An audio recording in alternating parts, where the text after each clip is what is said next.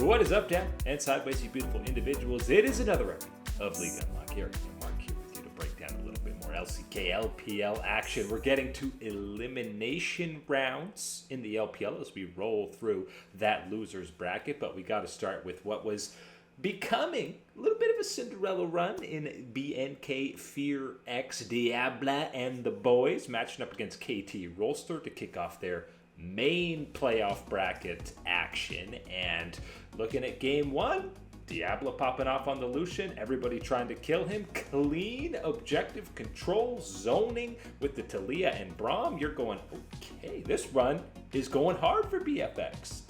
You're feeling like it's only 11 o'clock. It's not midnight yet. The Cinderella run continues. The pumpkin carriage is still there. The glass slipper, it's all there. Everything going right in that first game until we move to game two. And things start to change, and all of a sudden, you're left checking that clock on your wrist and seeing we're getting real close to midnight here. You know what? This series felt like BDD. It's like he's sick, he's keeled over, his back is broken from the regular season, and finally, some KT members put a hand on his shoulder and say, "We've got you, my son, the prodigal son. We will carry you to the promised land." Because game two, we get Perfect on an immaculate Cassante performance to get some solo kills, some sick engages, and the rest of this series, especially games 3 and 4, back-to-back performances by Cuzz on the Silas and the Vi. Maybe two of the best games Cuzz has had all year for sure, but some of the best in his career. Outside of that first game, this is exactly the series you wanted to see if you are KT Rollster, because yes, this was not just about BDD lifting the extra weight and carrying everybody across the finish line. He absolutely was doing his superstar role and carrying his weight throughout the series, but it is the story about Perfect having that contribution in game two. It is about those games 3 and 4 from Cuzz and the way that he is able to create that space and that advantage in the jungle for KT. You can take these things, go back and look at when they took down T1. These are similar things where you could see other avenues of the team outside of just the star power of BDD being the reason they're able to push across, get these advantages, get to be the winner on the day. And that is exactly what you saw from KT Rollster and exactly what you needed to see from this KT Rollster to even believe they have an outside chance to take down one of the top remaining teams in the LCK. And, there's obviously been a bit of musical chairs in terms of who the support has been for KT. There was some top lane subs, but Perfect's been playing for a while now. But Peter has a fantastic series as well. And listen, even Doc Dom had some moments. I'd still say he was probably outclassed by Diablo in this series, even though he's on the winning end. But didn't have any egregious mistakes, which I know is a low bar to get for a playoff team and world's aspiring team within the LCK, but just happy to see some other KT members step up. Obviously, the road doesn't end for BFX. We get now a rematch against D plus Kia in that loser's bracket. Now it's do or die. You are eliminated from the tournament. And that is a juicy loser's bracket type of matchup to get this rematch, and especially after seeing kind of what we have seen from both of these squads, a DK that was able to push, able to stress T1 to a game 5 and the mistakes that happened there and where you want to improve, and then looking at BNK and where they need to improve, where they need to readjust after this one and heading up against each other with nothing left. It is that do or die type of situation. Very exciting in that prospect. And then I think as well, kind of seeing KT continue on this one. Yes, seeing all those positive signs that you needed to see even to have that outside belief that they could have a competitive series against T1, a Hanwha Life, a Gen G still remaining in that top side of the LCK. Yes, I am happy with what you got, and happy, satisfied, whatever the word really needs to be for Doc Dom's performances. I am still very cautious about him specifically, right? You're getting those answers, those check marks, the verification on these other aspects of KT.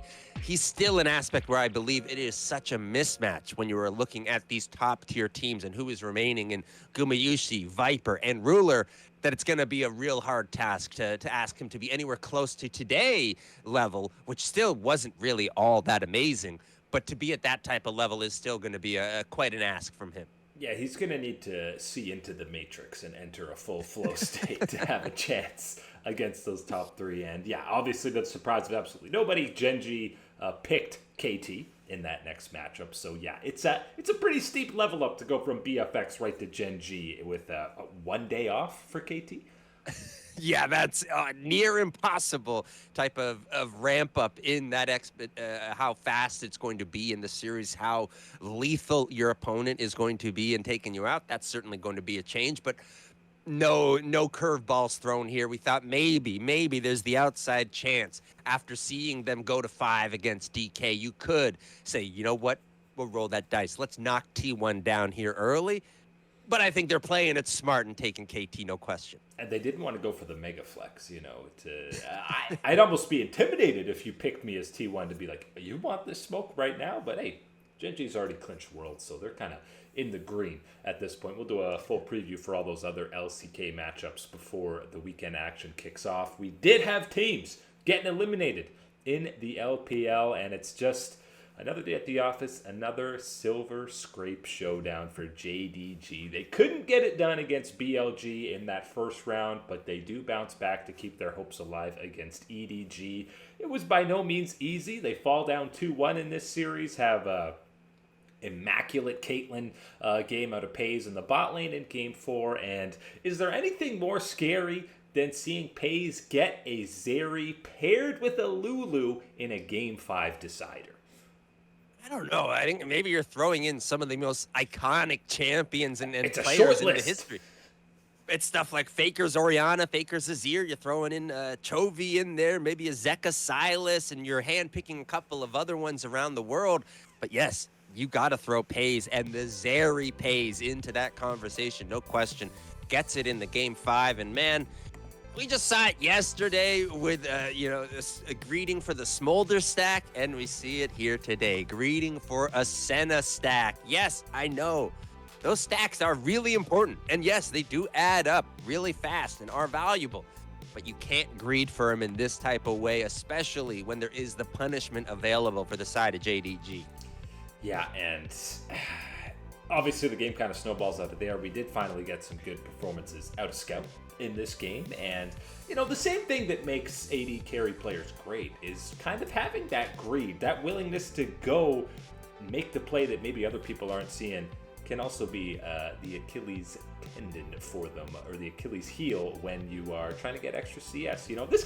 This goes back even to Doublelift in season 1 or 2, greeting for waves dying, right? This is kind of just the legacy of what the AD carry role is.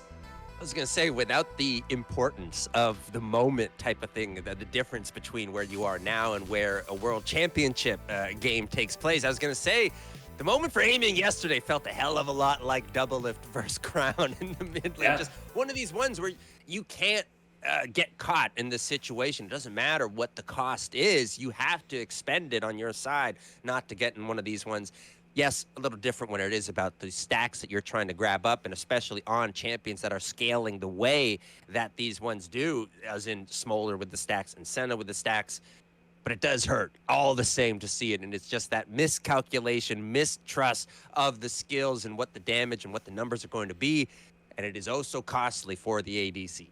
And how about now setting up a Weibo JDG elimination match in only round 2 of these playoffs in the LPL. And, we'll have to do some number crunching, see how this bracket plays out. But pretty much whoever wins that probably will get a spot in the gauntlet, and the other world's dreams might be done and dusted.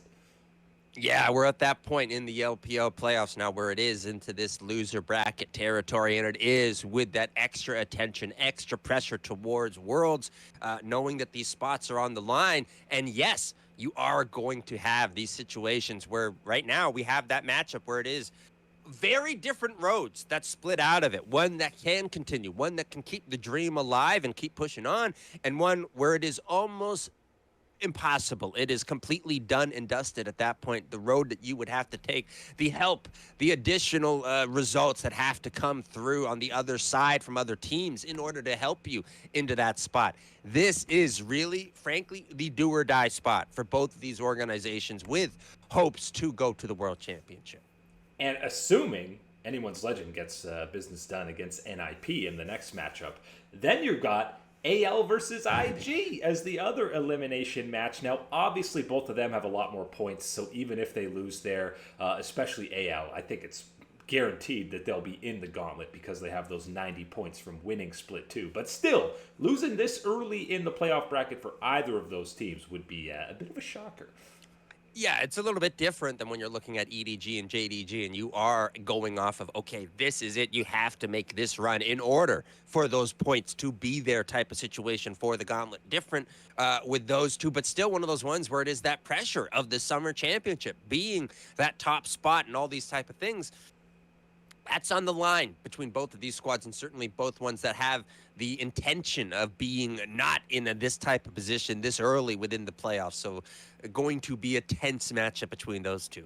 And if AL does lose early, I think finishing as that second seed, kind of having a shot at going off of championship points is basically not possible at all. So got to get business done against NIP and probably have to win one more round as well. And let's face it, if you can't get to round 3 of the LPL playoffs, are you have much hope for Worlds? No, you shouldn't at that point, and especially knowing kind of, again, what is waiting for you, what type of knockout, play-ins, all these type of squads. Again, looking back at the global power rankings and everything else that you have to go through, are you going to say being at this point in the playoffs, and that's the cutoff, this is where we were tested type of thing, is good enough? No way. No way you're saying that at this point. So absolutely, these squads do need to find that extra motivation, extra gear to push themselves and keep going through this, what will be, again, a very extended LPL playoffs where we're already having these type of conversations about these matchups this early into it. Deeper into the LEC playoffs, heating up in the LCK over the weekend. We're in the heat. We're in the heart of Worlds qualification, the best time of the year to be watching these games. But that is it today for Liga Unlock. Eric and Mark here with you, absolutely gorgeous individuals, and we will catch you on that flippity flip.